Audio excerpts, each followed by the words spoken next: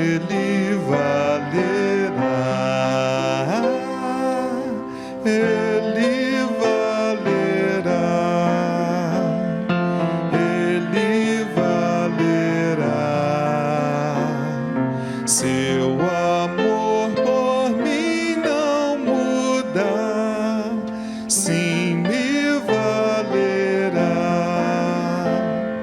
Crente inútil eu serei, se me não valer, nem serviço prestarei sem o seu poder.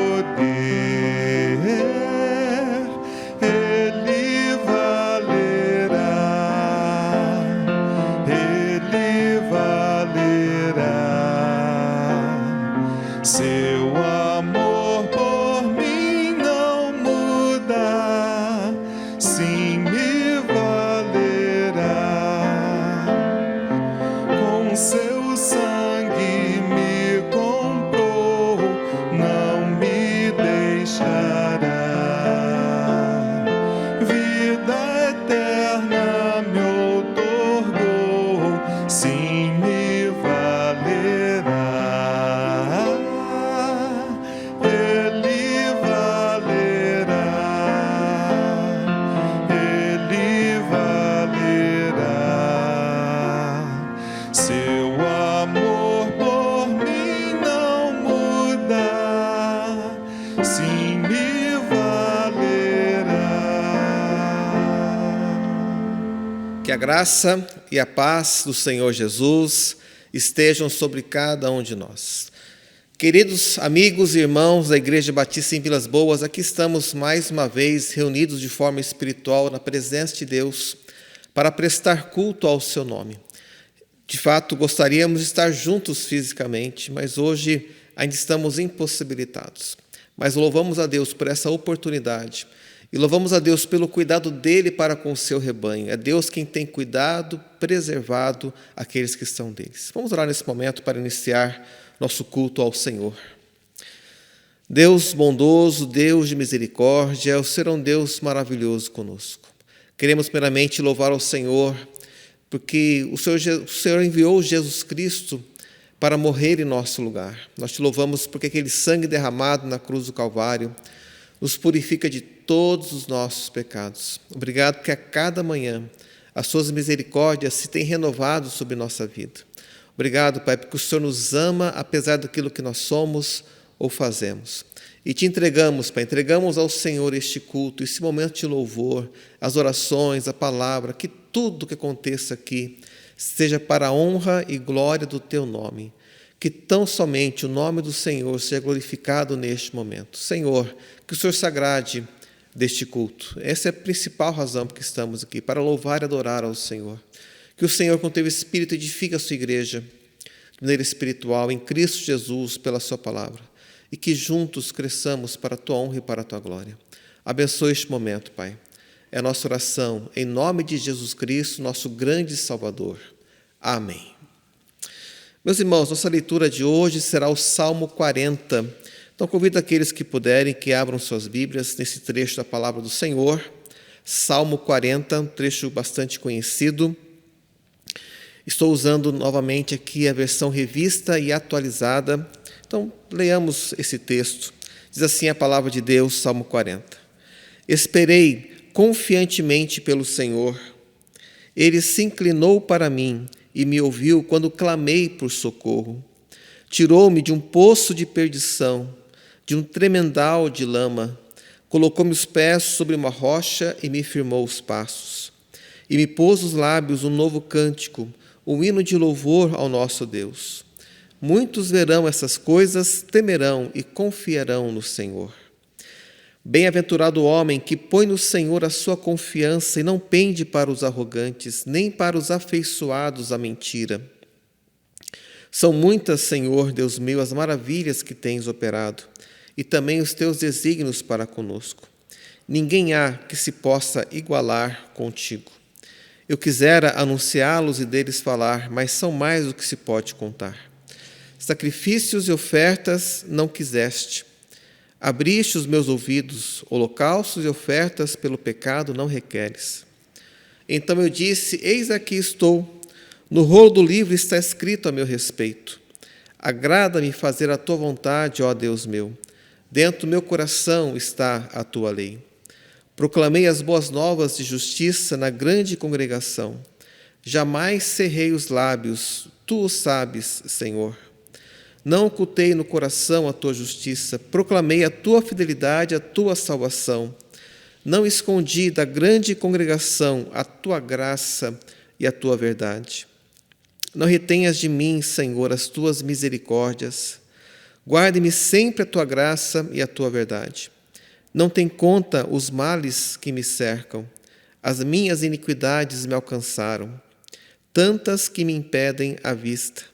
São mais numerosas que os cabelos de minha cabeça, e o coração me desfalece. Praza-te, Senhor, em livrar-me, dá-te pressa, ó Senhor, em socorrer-me. Sejam a uma envergonhados e cobertos de vexame os que me demandam a vida. Tornem atrás e cubram-se de ignomínia os que se comprazem no meu mal. Sofram perturbação por causa da sua ignomínia os que dizem: bem feito, bem feito. Folguem e em ti se rejubilem todos os que te buscam. Os que amam a tua salvação digam sempre: o Senhor seja magnificado. Eu sou pobre e necessitado, porém o Senhor cuida de mim. Tu és o meu amparo e o meu libertador. Não te detenhas, ó Deus meu. Meus irmãos, que texto maravilhoso da palavra do Senhor. Aqui o salmista Davi reconhece a sua indignidade perante Deus. É alguém que reconhece o seu próprio pecado e que espera no Senhor confiantemente pela libertação, pela salvação que tem dele. Aqui ele cita inimigos que ofendiam a sua vida, e podemos dizer hoje que nosso inimigo, Satanás e seus demônios, também querem nos derrubar, eles nos acusam, mas estamos firmes e seguros às mãos de um grande Deus, que entregou o seu próprio Filho para morrer por nós. Meus irmãos, Deus é fiel.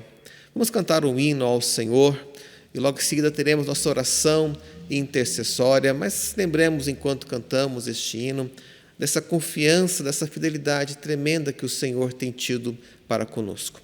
Que o Senhor nos abençoe.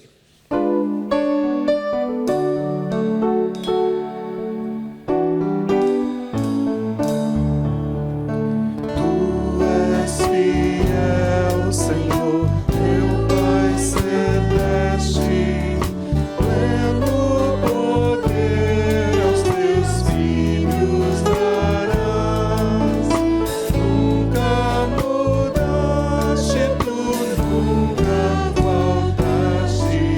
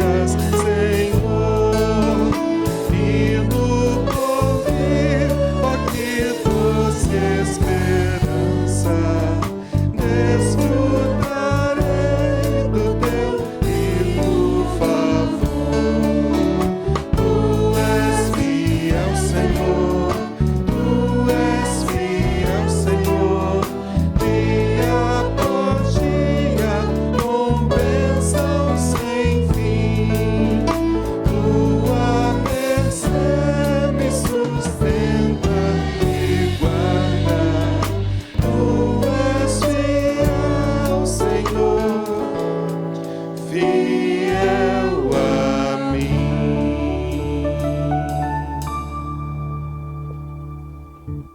Diz Salmo 40, que lemos há pouco, aqui no verso 11: Não retenhas de mim, Senhor, as tuas misericórdias, guarde-me sempre a tua graça e a tua verdade.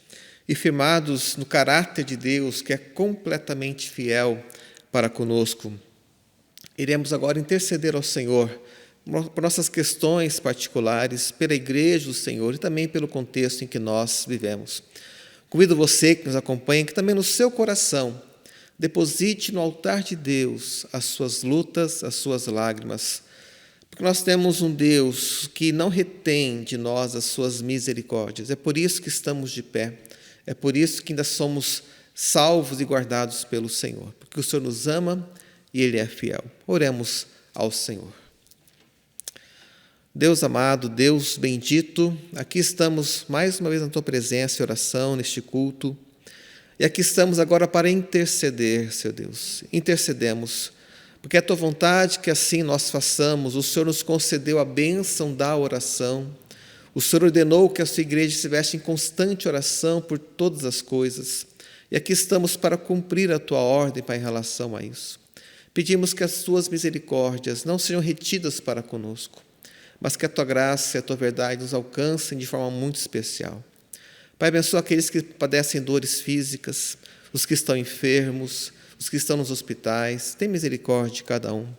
Pedimos para aqueles que têm dores emocionais nesse momento, há tantas pessoas com ansiedade, com dificuldade. Senhor, olha para nós. Reconhecemos que nada merecemos das Tuas mãos, Pai, mas nós esperamos em Ti. Abençoa o Teu povo neste momento. Abençoa para aqueles que passam dificuldades financeiras, os que perderam emprego, os que estão em busca de sustento para a sua família. Temos pais de família que têm passado dificuldades, momentos difíceis, Senhor Deus, tem misericórdia.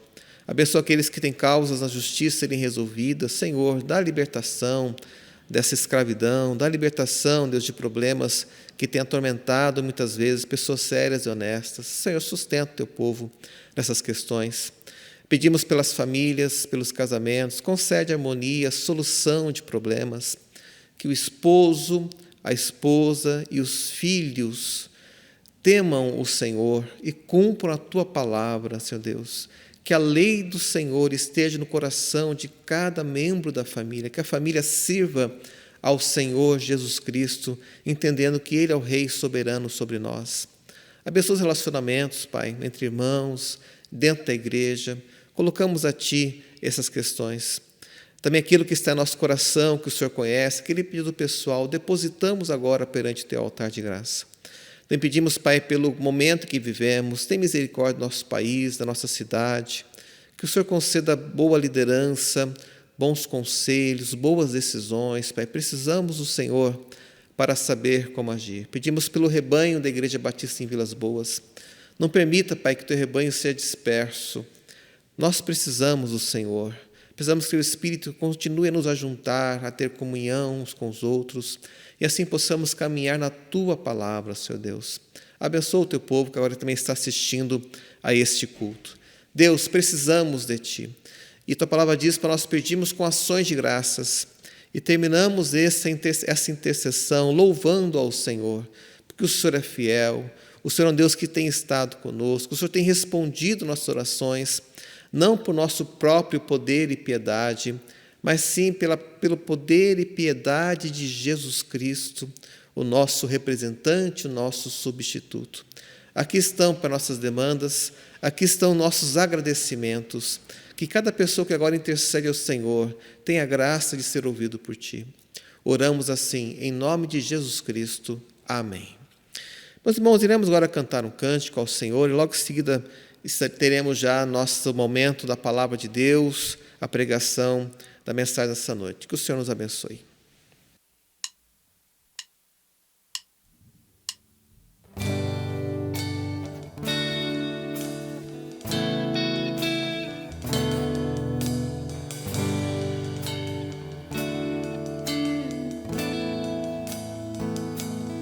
Bendizei ao Senhor todo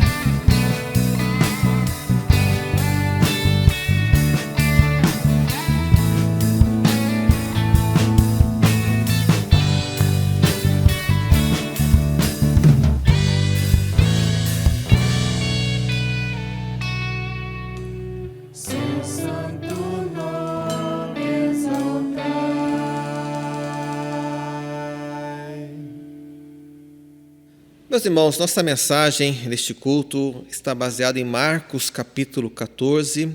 Leremos do versículo 32 ao 42. Peço que aqueles que nos acompanham que novamente abram suas Bíblias nesse trecho da palavra do Senhor. Marcos capítulo 14, do verso 32 ao 42. Esse é um trecho conhecido da palavra de Deus, em que Jesus está no Getsemane e passa aquele momento de tremenda angústia, quando busca ao Senhor e ora então a Deus. Farei leitura, estou usando novamente a versão revista e atualizada que temos mais usada em nossa igreja. Marcos 14, do verso 32 em diante. Esta é a palavra de Deus. Então foram a um lugar chamado Getsemane. Ali chegados, disse Jesus a seus discípulos: assentai-vos aqui, enquanto eu vou orar. E levando consigo a Pedro, Tiago e João, começou a sentir-se tomado de pavor e de angústia. E lhes disse: a minha alma está profundamente triste até a morte. Ficai aqui e vigiai. E adiantando-se um pouco, prostrou-se em terra e orava para que, se possível, lhe fosse poupada aquela hora. E dizia: Abba, Pai, tudo te é possível. Passa de mim este cálice, contudo não seja o que eu quero, e sim o que tu queres. Voltando, achou-os dormindo, e disse a Pedro: Simão, tu dormes? Não pudeste vigiar nem uma hora? Vigiai e orai, para que não entreis em tentação. O espírito, na verdade, está pronto, mas a carne é fraca. Retirando-se de novo, orou, repetindo as mesmas palavras.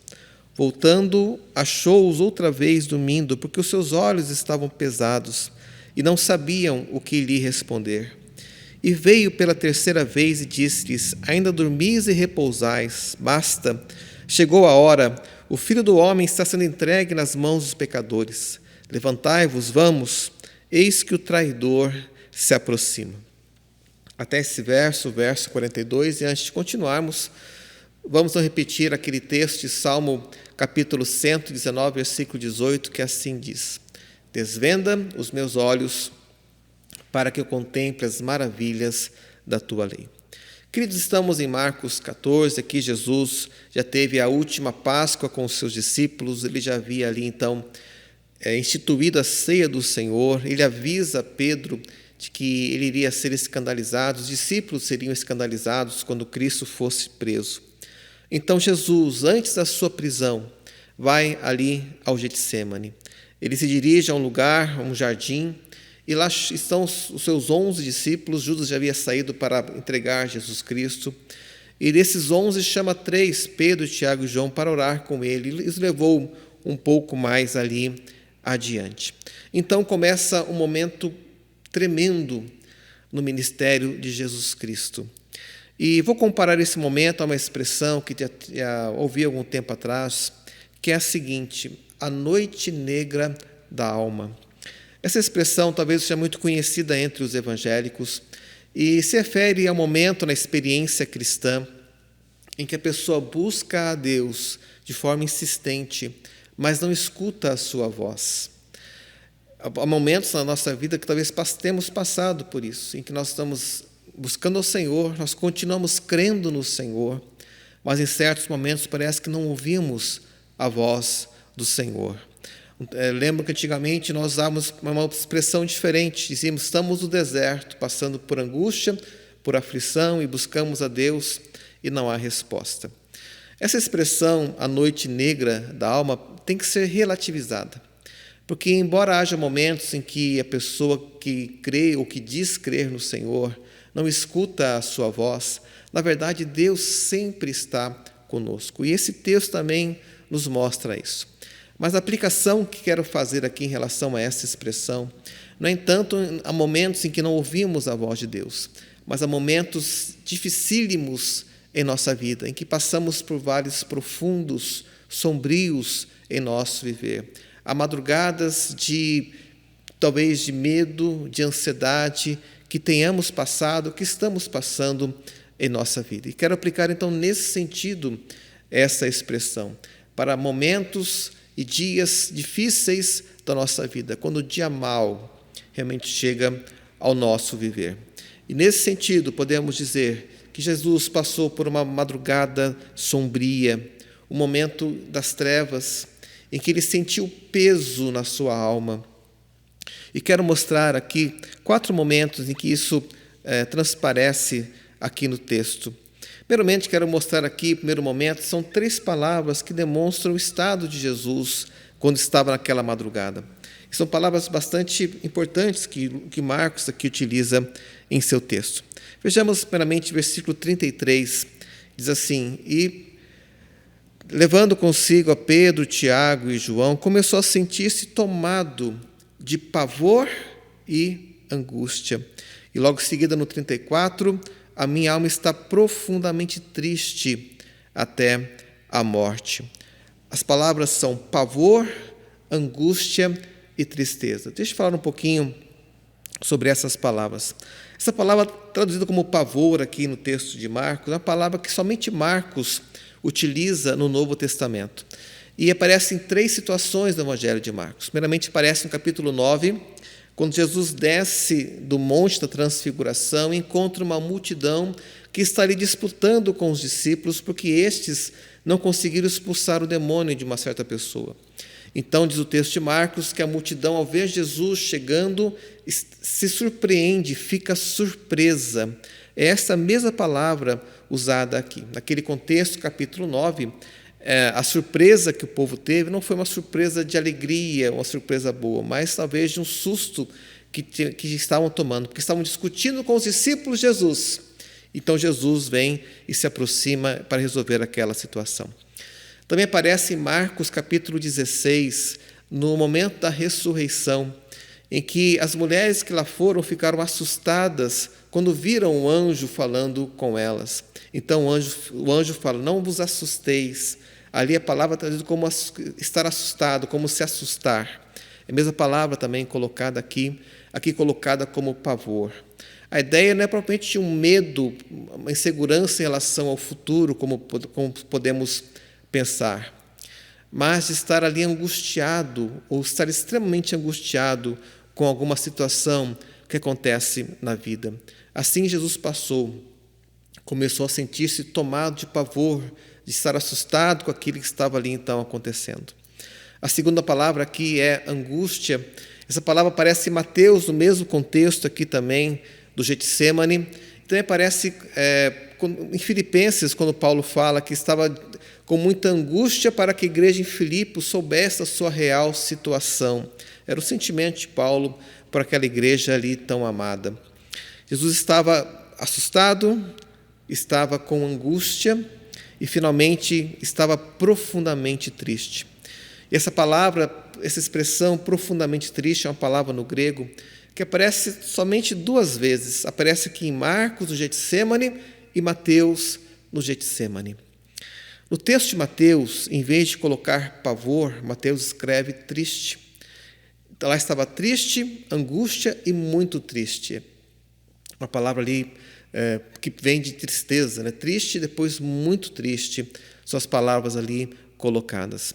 Meus irmãos, essas 3 palavras demonstram o estado de ânimo de Jesus Cristo naquele momento. Conseguimos imaginar o Filho de Deus, o Deus que se fez ser humano, estava no céu repleto da glória do Senhor, e o texto de João fala isso. Jesus pede: Senhor, me glorifica com a glória que eu tinha antes na sua presença. Jesus Cristo é Deus como Deus Pai. Conseguimos imaginar o próprio Deus descendo a nossa miséria, tomando a forma de homem, tomando a forma de servo.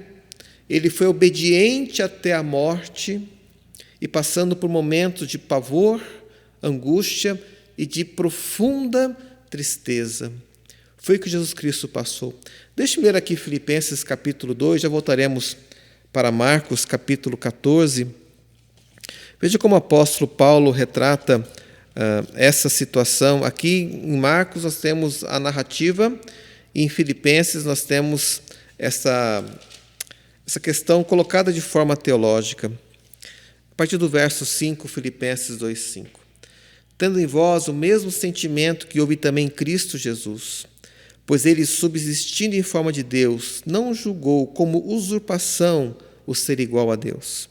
Antes, a si mesmo se esvaziou, assumindo a forma de servo, tornando-se em semelhança de homens, e reconhecido em figura humana, a si mesmo se humilhou, tornando-se obediente até a morte e morte de cruz. Ali no Getsemane, Jesus estava sendo obediente a Deus Pai. Ele estava se humilhando, ele havia tomado já a forma humana, a forma de servo, agora passava pela experiência humana de pavor, de tristeza e de angústia. Meus queridos, o texto de Hebreus diz que nós temos um sumo sacerdote, que é Jesus Cristo, que se compadece daqueles que creem nele, pois ele passou as mesmas coisas que nós passamos, mas sem nunca ter pecado.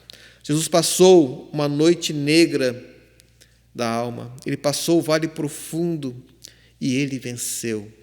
E é baseado em Jesus Cristo, é confiados em Jesus Cristo que nós também podemos vencer as nossas noites negras, as madrugadas difíceis, momentos difíceis da nossa alma, em que nós achamos que não há mais nenhuma solução. Vamos para o segundo momento aqui no Getsemane. Agora quero olhar para a oração que Jesus Cristo fez naquele momento. Qual é a oração de Jesus? É resumida em uma frase, uma expressão: passa de mim este cálice. Este era o pedido de Jesus Cristo. O cálice aqui é o cálice do sofrimento que ele já estava começando a passar na angústia, no pavor e na tristeza. É o sofrimento da cruz que ele teria que enfrentar. É o sofrimento das bofetadas, da coroa de espinho, da humilhação, das chicotadas, conforme fala também ali o Evangelho de João. Era a dor da humilhação de ter o seu corpo exposto, era a dor de ser zombado, de ser incompreendido. Jesus passou por isso.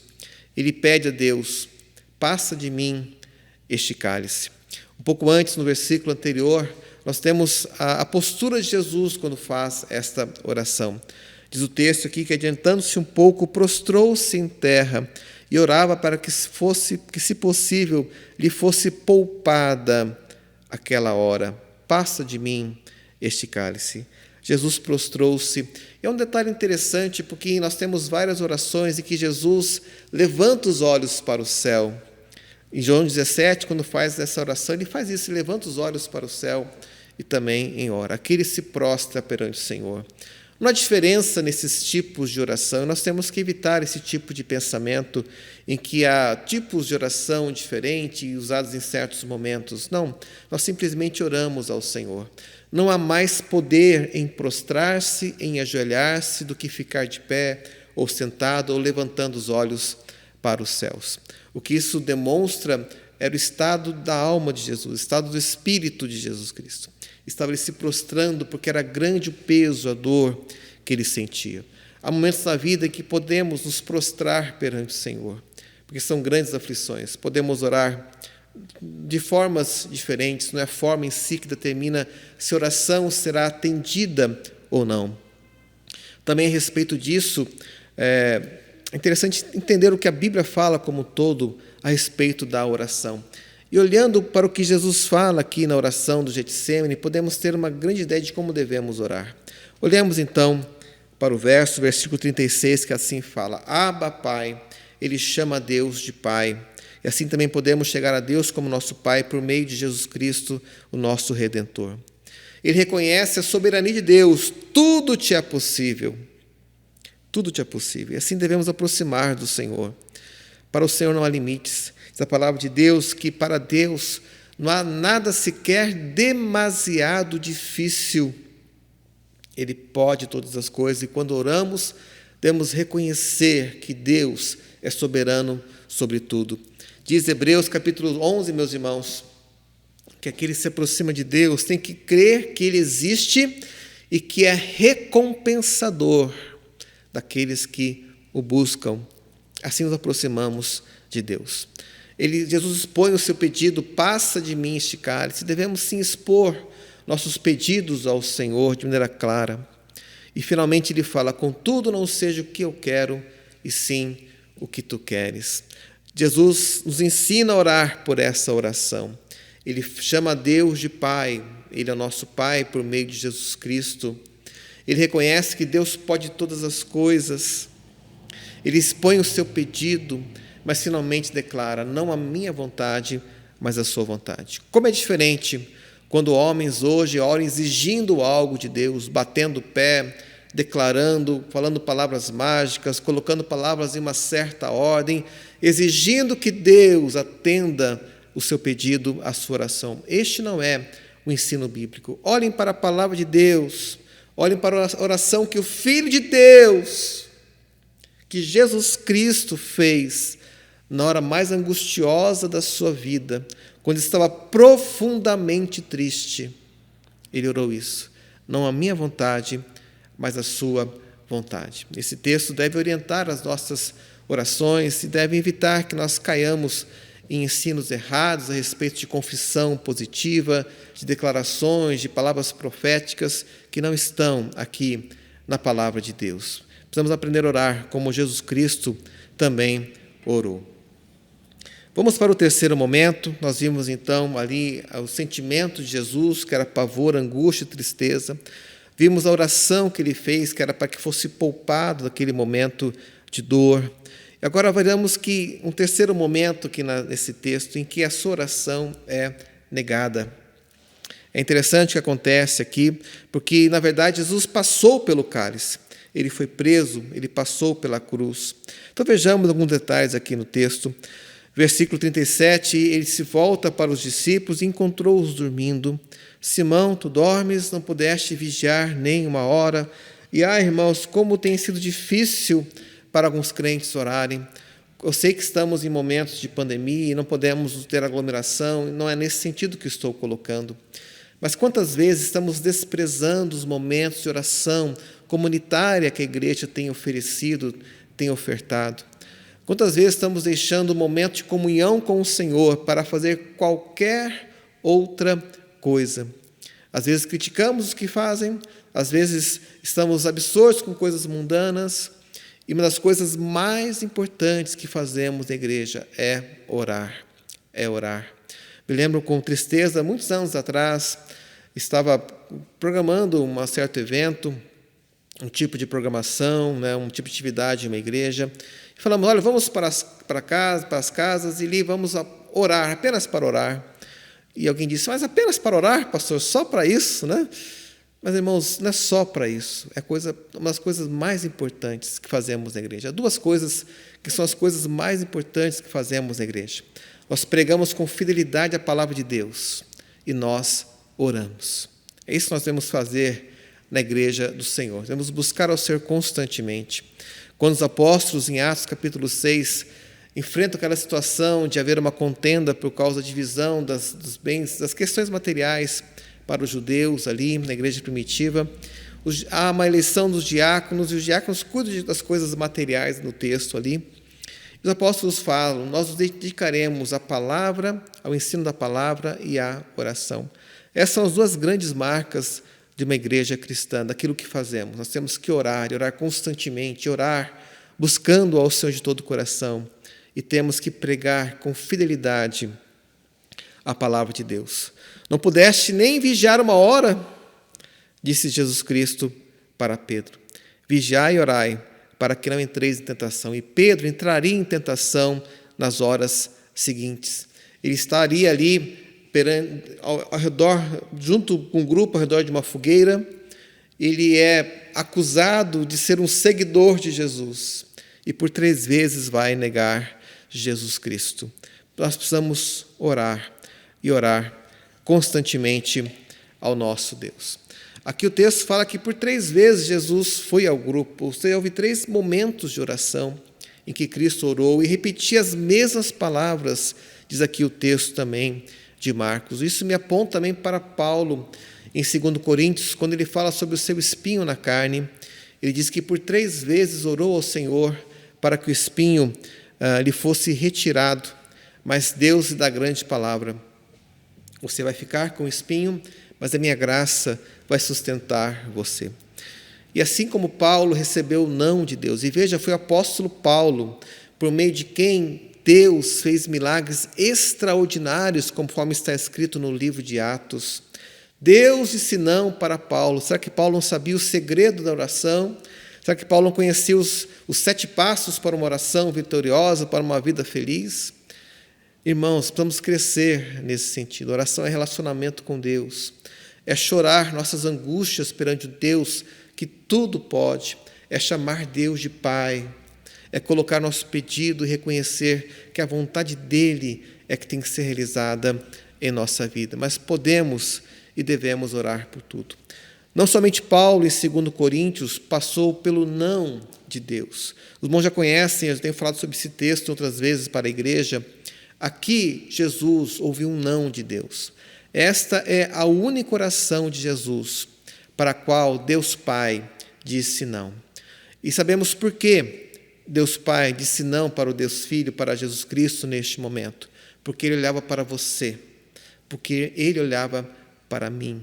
Porque se Jesus não tivesse passado pelo cálice de sofrimento, porque se Jesus não tivesse ido para a cruz, não haveria salvação para absolutamente ninguém. A nossa salvação, de forma objetiva, ocorreu na cruz de Cristo. Lá naquele momento, Deus Pai derramou sobre Jesus o nosso pecado, o castigo que nos era merecido foi levado sobre Jesus Cristo. E por isso nós podemos ser sarados, e por isso nós podemos ser curados e salvos pelo nosso Deus. Nossa salvação repousa tão somente no sacrifício de Cristo na cruz do Calvário. Um sacrifício perfeito e nada mais precisa ser acrescentado a essa obra de Cristo. Obras humanas não podem ser acrescentadas à obra de Cristo. Religião não pode ser acrescentada à obra de Cristo. Instituições, por mais belas que sejam, importantes, não podem ser acrescentadas à obra de Cristo. É tão somente Jesus Cristo e a sua obra na cruz do Calvário. É isso que traz salvação ao pecador. Não devemos também olhar para o texto e achar que houve uma divergência dentro da Trindade. Não, a Trindade estava ali unida. Deus Pai, Filho, Espírito Santo unidos. Mas esse texto nos demonstra o grande amor de Deus por nós, em que o próprio Deus se fez humano, se fez servo, passou por um tipo de morte terrível, passou pelo cálice de sofrimento, tão somente para nos salvar. E esta oração, essa resposta negativa, demonstram esse amor tremendo de Deus, do Deus Trino, para com o seu povo, para com aqueles que serão então salvos. O amor de Deus está tão somente em Jesus Cristo. Ainda sobre oração, meus irmãos, devemos entender que somos atendidos por Deus, não pelo nosso próprio poder e piedade. Deixe-me ler com os irmãos um texto que está no livro de Atos, capítulo 3, verso 12. Aqui nós temos aquele momento em que um coxo é curado por Pedro e João, ali em frente ao templo. Então, Pedro vai explicar e vai falar para o povo o que aconteceu ali. É um sermão maravilhoso de Pedro, e ali ele aponta tão somente para Jesus Cristo. E veja que Pedro fala aqui em Atos 3, versículo 12. À vista disso, Pedro se dirigiu ao povo, dizendo: Israelitas, por que vos maravilhais disso, ou seja, do milagre que havia sido feito, a cura do coxo? Ou por que fitais os olhos em nós, como se pelo nosso próprio poder ou piedade o tivéssemos feito andar? Note, meus irmãos, que não é a própria dignidade humana que faz com que uma oração seja atendida por Deus, ou que o milagre aconteça pela dignidade do homem, da pessoa que ora. Não é pelo próprio poder, nem pela própria piedade, mas tudo está nas mãos de um grande Deus, de um Deus que nos ama, do Deus que tem cuidado de nós. E se há alguma injustiça temos passado neste mundo, isso certamente será resolvido pelo próprio Deus na eternidade. Não é a piedade do homem que faz com que a sua oração seja recebida por Deus. É por isso que nós oramos em nome de Jesus, porque é pela piedade de Jesus, é pelo poder de Jesus que podemos aproximar de Deus. Finalmente, meus irmãos, quero ir para o último momento que vejo aqui no texto, que fala desse momento de dor que Cristo está passando, de angústia que Ele passa. Os últimos versículos Jesus fala: basta, vocês estão dormindo, estão descansando e a hora chegou. O Filho do Homem está sendo entregue nas mãos dos pecadores. Levantai-vos, vamos, eis que o traidor se aproxima. Naquele último momento, então, meus irmãos, nós temos aqui no texto, Jesus está indo para o seu sofrimento. Ele vai tomar o cálice do sofrimento, meus irmãos. E nós temos que entender que Jesus enfrentou aquela dificuldade. Enfrentou sob a soberania de Deus. Jesus se submeteu à soberania de Deus Pai. Meus irmãos, que coisa maravilhosa. Tudo estava acontecendo conforme aquilo que o Deus Trino havia já predito. Tudo estava acontecendo dentro do plano maravilhoso que Deus havia preparado para a nossa salvação. Nada do que acontece no texto daqui por diante estava fora dos planos divinos. E Jesus aceitou passar por isso. Ele espontaneamente entregou a sua vida para morrer pelos nossos pecados. Era um momento terrível, de angústia, de dor, de lamento, uma tristeza profunda, como vimos aqui no texto. Mas Jesus aceitou. Jesus passou. E também quero dizer para nós que nós podemos confiar em um grande Deus. Eu não sei como está a sua vida neste momento, qual a dor que você passa, qual a angústia, mas creia em um Deus completamente soberano e tem cuidado, que tem olhado por nós. Deus conhece nossa vida, passado, presente e futuro. Todos os nossos dias estão escritos no livro de Deus e nós precisamos nos submeter ao Senhor, como verdadeiro Senhor e Deus da nossa vida. Temos que entender a soberania de Deus, nos colocarmos ao seu dispor e fazer aquilo que Deus colocou para a nossa vida, a nossa existência. Meus irmãos, nós temos um Deus que nos ama, que cuida de nós, um Deus que é completamente soberano, um Deus que sabe o que há de acontecer, que quis experimentar, passar nossas experiências terríveis, angustiosas de dor, porque nos amava e porque quer nos salvar. Se precisamos de um segredo para viver nessa vida, o segredo é confiar em Jesus Cristo. O segredo é entregar nossa vida para Deus. O segredo é conhecer um Deus maravilhoso que nos ama, que tem feito tudo para nós. Que nós, como igreja, possamos crescer nesse sentido e que o Senhor continue a falar com o seu povo a cada momento. Vamos cantar o hino agora, em seguida voltaremos para a nossa oração final. Que o Senhor nos abençoe.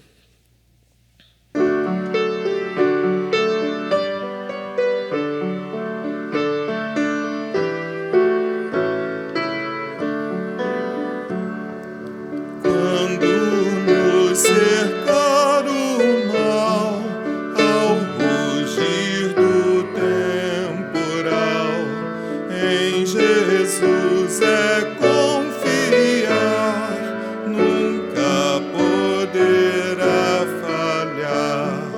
O segredo do viver, o segredo do vencer, é em Cristo confiar, nunca, nunca duvidar. Quando a dor ou a aflição vem turbar o coração, é preciso confiar, a Jesus tudo entregar. O segredo do viver, o segredo do vencer, é em Cristo confiar, nunca, nunca duvidar. Quando fraco me sentir, quando o mundo me oprimir e pesar a minha cruz, crer somente de Jesus.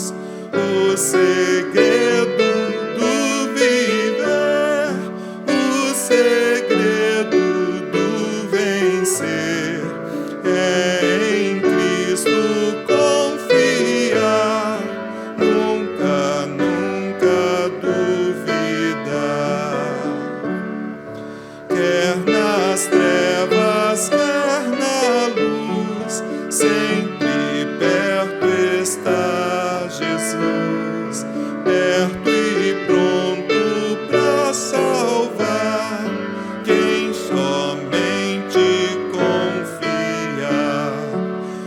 o segredo do viver, o segredo do vencer é em Cristo confiar, nunca, nunca duvidar.